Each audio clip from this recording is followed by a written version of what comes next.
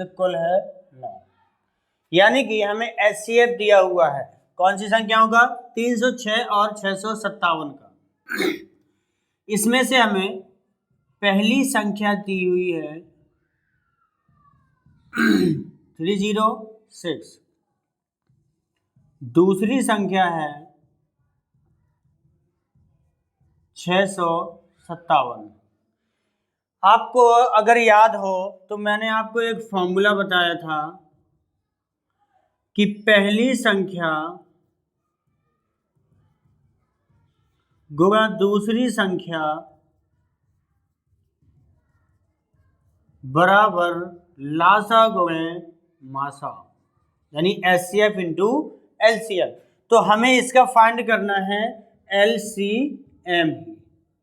तो हमने देखा कि पहली संख्या हमारी है 306, दूसरी संख्या है हमारी 657 और HCF है 9 और LCM हमें फाइंड करना। क्लियर? तो ये 9 यहाँ गुणा में है, इस साइड लाएंगे तो ये भाग में आ जाएगा। 306 गुणे 657 बटे 9 बराबर LCM। 9 से हम इसको कट करें अगर तो 9 का 30 में देंगे तो 9 तिया 27, 3 6 9 चौके 36, यानी हमारे पास बचा 657 गुणा 34 इज इक्वल LCM। इसका हम कर लेंगे मल्टीपल, 4 सते 28 की 8 हासिल 2, 4 पंचे 20 और 2 22 और 4 छः 24 और 2 26, 30 आते 21 और 3 बजे 15 2 17 और 30 18 और 2 20, यानी 8 2 1 3 6 7 13 और ये कैरी एक जाएगी 3 और 2 इज इक्वल LCM। यानी हमारे पास LCM निकल के कितना आ गया, 23,338। यही हमें फाइंड करना था। आई होप क्वेश्चन समझ आया होगा। बहुत इजी क्वेश्चन है, बस एक फॉर्मूला याद रखना है, पहली संख्या गुणे दूसरी संख्या बराबर HCF इंटू LCM, यानी लासा गुणे मासा। अब हमें मासा गिवन था, पहली संख्या दूसरी संख्या गिवन थी, तो हमने वही फॉर्मूले का यूज करके सीधे डायरेक्ट LCM को फाइंड कर दिया। क्लियर? चलते हैं नेक्स्ट क्वेश्चन। नेक्स्ट क्वेश्चन है, जांच कीजिए कि क्या किसी प्राकृतिक संख्या n के लिए 6 की घात n अंक 0 पर समाप्त हो सकती है। यानी कि हमें दिया हुआ है कि 6 की पावर है n और इसका अंक कभी खत्म हो सकता है 0 पर, यानी कि n जहां पे क्या है, प्राकृतिक संख्या। प्राकृतिक संख्या आप सब लोग जानते हैं, like 1 2 3 4 and dot dot dot infinite तक चलता है। क्लियर? तो ये आपकी प्राकृतिक संख्याएं हैं। तो हमें ये चेक करना है कि अगर हम 6 की घात पे कोई 1 2 3 या 4 कोई सी भी घात लगाएंगे तो क्या वो 0 पर कभी समाप्त हो सकती है। तो हमें ये चेक करना होगा। तो आप एक चीज जानते हैं, जैसे हमें पता है कि अंक 0 पर समाप्त होने के लिए 2 व 5 के गुणनखंड होने चाहिए। यानी कि हमें ये पता है 2 पंचे 10 आएगा तभी लास्ट में 0 आएगा। यानी कि अगर हमें अंक 0 पर समाप्त करना है तो जो भी नंबर दिया हुआ है वो 2 और 5 के गुणनखंड उसमें होने चाहिए। हमें नंबर क्या दिया हुआ है, 6 की घात n। अगर हम इसके गुणनखंड करते हैं 6 के तो हम लिख सकते हैं 2 गुणे 3 की घात n। और आप देख सकते हैं कि यहाँ हमें 5 गुणनखंड के रूप में नहीं दिख रहा है, इसीलिए ये कभी भी 0 पर समाप्त नहीं हो सकता। तो हम थोड़ी सी भाषा लिखेंगे कि 6 के गुणनखंड में 5 नहीं आता है, जबकि जो हमने 0 यहां पे लिखा हुआ है 0 पर समाप्त होने के लिए 2 व 5 के गुणनखंड होने चाहिए। यानी कि हमें 0 पर समाप्त करने के लिए 2 और 5 के गुणनखंड होने ही चाहिए, कंपलसरी है। बट यहाँ 6 के गुणनखंड में 5 नहीं आता है, 2 आता है। अतः 6 की पावर n कभी भी अंक 0 पर समाप्त नहीं हो सकती। ये हमारा सॉल्यूशन हो गया। हमें बताना था कि क्या 6 की घात n कभी भी अंक 0 पर समाप्त हो सकती है। तो हमने देखा कि अगर हमें अंक 0 पर समाप्त करना है तो हमें 2 और 5 के गुणनखंड होना कंपलसरी है, यानी होने ही चाहिए। तो हमने देखा कि जो हमें नंबर दिया हुआ है 6, इसमें गुणनखंड हो रहे हैं कि नहीं। हमने 6 के गुणनखंड किया तो यहाँ पे आया 2 गुणा 3, यानी कि हमने देखा कि 6 के गुणनखंड में 5 नहीं है, जबकि 0 पर समाप्त होने के लिए 2 और 5 के गुणनखंड होने चाहिए। अतः हमने लिख दिया कि 6 की घात n जो है वो कभी भी 0 पर समाप्त नहीं हो सकती। ये सिर्फ भाषा वाला क्वेश्चन था, लिखने वाला क्वेश्चन नहीं था, लेकिन एक इम्पोर्टेंट क्वेश्चन है बोर्ड के पर्पज से। ये बोर्ड के पेपर में कई बार पूछा जा चुका है। क्लियर? चलते हैं नेक्स्ट क्वेश्चन है, जांच कीजिए 7 गुणे 11 गुणे 13 प्लस 13 और 7 गुणे 6 गुणे 5 गुणे 4 गुणे 3 गुणे 2 गुणे 1 प्लस 5 भाज्य संख्याएं हैं क्यों? जैसा कि आपको पता है कि भाज्य संख्याएं वे संख्याएं होती हैं जिनके गुणनखंड 2 या 2 से अधिक होते हैं। 2 से अधिक ही होते हैं, क्योंकि 2 गुणनखंड होते हैं वो संख्याएं अभाज्य संख्याएं होती हैं। जिनके सिर्फ 2 गुणनखंड होते हैं, एक वो खुद ही होते हैं और एक 1 होता है। तो हम इसको सॉल्व करके हम इसके 2 से ज़्यादा गुणनखंड अगर लाके दिखा देंगे तो ये हमारी संख्याएं जो है भाज्य संख्याएं हो जाएंगी। हम क्या कर सकते हैं, ये हमारा एक पद है और एक ये पद है, हम दोनों में 13 कॉमन ले सकते हैं।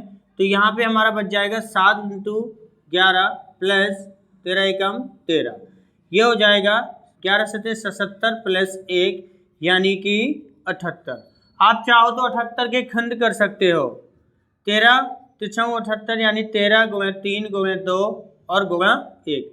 आप देख सकते हो यहाँ गुणनखंड के रूप में 1 है, 2 है, 3 है और 13 है। तो यहाँ पर संख्या में 2 से अधिक गुणनखंड हैं, अतः 7 गुणे 11 गुणे 13 प्लस 13 हमारी कैसी है, भाज्य संख्या है। क्लियर? इसी प्रकार हम दूसरे नंबर को भी सॉल्व करेंगे। लिखेंगे 7 गुणे 6 गुणे 5 गुणे 4 गुणे 3 गुणे 2 गुणे 1 प्लस 5। आप देख सकते हो ये एक पद है और ये अकेला पद है, इसमें भी हम 5 को कॉमन ले सकते हैं। 5 कॉमन लेंगे तो बचेगा 7 गुणे 6 गुणे 4 गुणे 3 गुणे 2 गुणे 1 प्लस 1। तो ये हो जाएगा हमारा 7 × 42 और 4 × 12 दूनी 24 यानी 42 गुणे 24। ये हो जाएगा 4 दूनी 8 4 चौके 16 और 2 दूनी 4 2 चौके 8। ये हो जाएगा 8 6 4 10 9 1 10। कितना आएगा हमारा 1001 8 प्लस 1, ये हो जाएगा 1009 और हम इसमें गुणा कर सकते हैं 1 का। तो आप देख सकते हैं 1 भी गुणनखंड है, 5 भी गुणनखंड है और 1009 खुद गुणनखंड है। तो यहाँ पे लिखेंगे संख्या का या संख्या के 2 से अधिक गुणनखंड हैं, अतः 7 गुणे 6 गुणे 5 गुणे 4 गुणे 3 गुणे 2 गुणे 1 प्लस 5 एक कैसी संख्या होगी, भाज्य संख्या होगी। क्लियर? तो हमने दोनों में क्या किया, एक से ज्यादा गुणनखंड 2 से ज्यादा गुणनखंड लाके दिखा दिया, जिससे हमें ये पता लग गया कि ये दोनों संख्याएं जो हैं ये भाज्य संख्याएं हैं। अब आप लास्ट में भी लैंग्वेज लिख सकते हो कि दोनों संख्याओं के गुणनखंड 2 से अधिक हैं, अतः ये दोनों संख्याएं भाज्य संख्याएं हैं। क्लियर? आई होप क्वेश्चन अच्छे से समझ आया होगा। अगर कोई डाउट हो तो आप कमेंट बॉक्स में बता सकते हैं, तो आपके उस डाउट को दोबारा से रिजॉल्व किया जाएगा। चलते हैं नेक्स्ट क्वेश्चन। अगला क्वेश्चन नंबर है 7। क्वेश्चन में दिया हुआ है किसी खेल के मैदान के चारों ओर एक वृत्ताकार पथ है और इस मैदान का एक चक्कर लगाने में सोनिया को 18 मिनट लगते हैं, जबकि इसी मैदान का एक चक्कर लगाने में रवि को 12 मिनट लगते हैं। जैसे हमने दिया हुआ है, ये एक वृत्ताकार पथ है, इसका पूरा एक चक्कर यहाँ से स्टार्ट करके और पूरा एक राउंड लगाने में सोनिया को लगा समय, सोनिया को लगा समय दिया हुआ है। सोनिया को 18 मिनट लगते हैं और जबकि इसी मैदान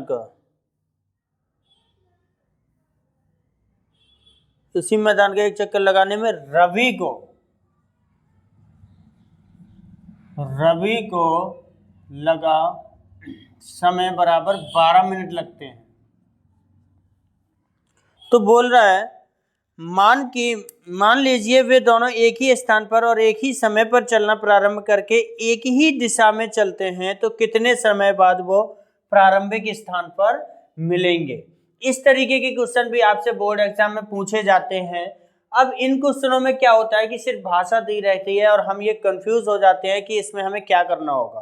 तो मैं आपको बता दूं, अगर सवाल में कम से कम वाली बात पूछेगा, कम से कम, तो आपको उसका निकाल देना है एलसीएम। अगर हमेशा अधिक से अधिक की बात पूछता है तो आपको उसमें निकाल देना है HCF।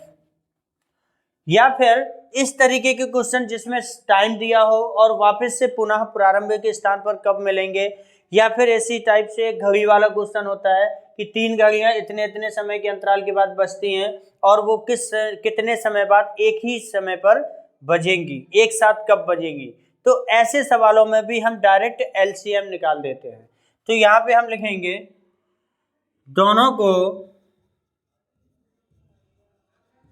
प्रारंभिक स्थान पर मिलने में लगा समय। प्रारंभिक स्थान पर वो दोबारा से मिलेंगे तो वो मिलने में जो कम से कम समय लगेगा वो लगेगा एलसीएम। किसका? इन दोनों के समय का। यानी कि किसका एलसीएम? एलसीएम किसका? 18 और 12 का। तो अब हम 12 और 18 का निकालते हैं एलसीएम। 2 से देंगे 6 और 9, फिर 2 से देंगे 3 और 9, फिर 3 से देंगे 1 और 3, और फिर 3 से देंगे 1 और 1। हमारे पास क्या निकल के आया? 2 गुणे 2 गुणे 3 गुणे 3, यानी कि 2 दूनी 4, 3 12, 3 36 मिनट। यानी कि अगर वो एक ही स्थान से एक ही दिशा में एक ही समय पर चलना प्रारंभ करते हैं तो वो हमें 36 मिनट बाद वो वापस से प्रारंभिक स्थान पर मिल जाएंगे। क्लियर? तो ये हमारा लास्ट क्वेश्चन एक्सरसाइज का था। अब यहाँ पे हमारी एक्सरसाइज 1.1 होती है फिनिश। अब हमें एक्सरसाइज 1.2 स्टार्ट करनी होगी, जो कि हम स्टार्ट करेंगे नेक्स्ट क्लास में। आज की क्लास कैसी लगी है कमेंट बॉक्स में ज़रूर बताइएगा। अगर अच्छी लगी हो तो वीडियो को लाइक ज़रूर कीजिएगा और अपने दोस्तों तक शेयर भी कीजिएगा। अगर अभी तक आपने सब्सक्राइब नहीं किया है तो प्लीज़ वीडियो को पहले सब्सक्राइब कीजिए, ताकि ऐसे ही आपको और आगे वीडियो सबसे पहले मिलती रहे। तो आज की एक्सरसाइज फिनिश होती है। अब हम मिलते हैं कल नेक्स्ट क्लास में एक्सरसाइज 1.2 के साथ। Thank you.